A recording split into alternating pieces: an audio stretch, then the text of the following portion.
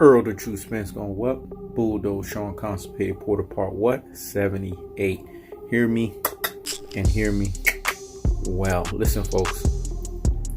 Errol the True Spence has a dichotomy. And see, part 78 is all of the Ruby Poo and the Plum Plum Brains, the classic Delta and the troglodytes. They can't question ever again Errol the True Spence greatness after he bulldozes Shawn Constipated Porter. Let me explain why. Shawn Constipated Porter said one fucking thing out of all of the things this motherfucker said that is absolutely correct. And even in that, he didn't give you the full totality of the truth. He gave you a half truth. He said, my chin has not been tested. So this is why Errol the True Spence ain't going to bulldoze me. Well, what you said is half true. Your chin has been tested. What happened is you stand the test of time of your chin. Let me say that again. Your chin has been tested. But what happens is you have stood the test of time with your chin, dog. Let me explain why. Your Dennis Uglas had a flash knockdown. Right? Adrian Broner had a flash knockdown. So your chin has been tested. And we see that once you hit flush on the chin, you can get knocked down. But I'll give you this. You haven't been knocked out.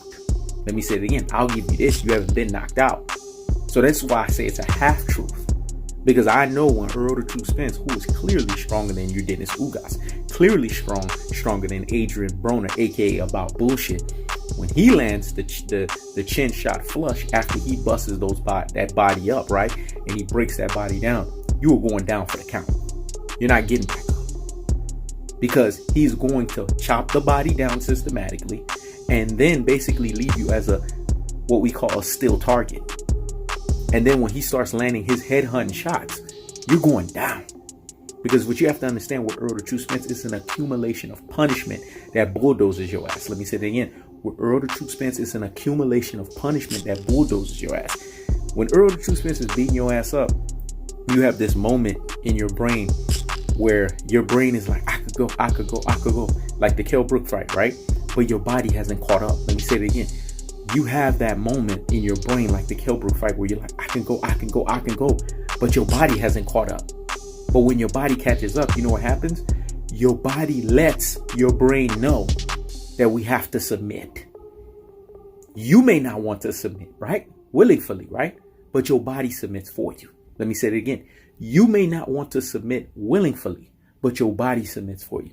This is the type of accumulation of punishment that Errol the True Spence levies on his opponents. Hence, it's called the tactical aggression, the technical punching placement, and the body snatching work, the levying onslaught of the punishment style. He applies what? Unlimited pressure, like a Tibetan Mastiff.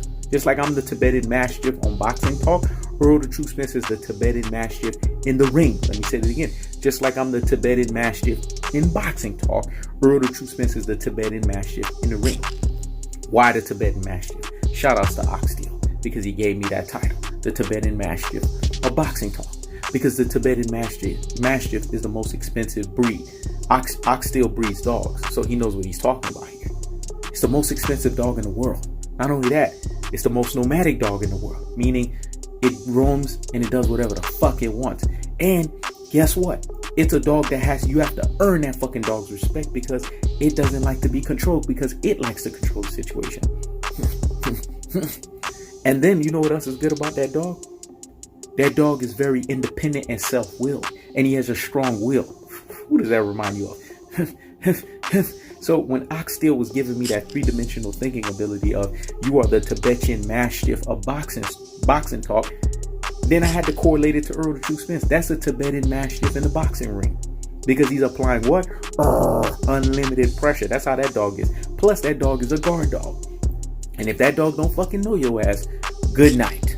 That's Errol the True Spence in the ring. See, what Shawn Constipated Porter has to understand is he's usually the bully in a fight, right? But you can't out-bully the bully. You see what I'm saying? Bullies meet their bully one day. Let me say it again. Bullies meet their bully one day. Shawn Constipated Porter, his thing is, let me see if you're not ready. Because if you're not ready, then I can beat your ass. This is Shawn Constipated Porter's game plan. This is the only thing that Roy hating and trolling ass Jones said out of his mouth that made sense. He fell way short with the comparison of Evander Holyfield, right? We debunked that ultra fanboy with the ultra fanboy rhetoric nonsense, right? Because remember what I told you. Fighters, ex-fighters, trainers, ex-trainers, you name it, can also be ultra fanboys with the ultra fanboy rhetoric. There is no comparison between Evander Holyfield and Shawn Constipated Porter, because Evander Holyfield actually knew how to fight with those damn headbutts, right? Shawn Constipated Porter is constipated in his style. But the thing with Shawn Constipated Porter is he has that motor, he has that engine, right?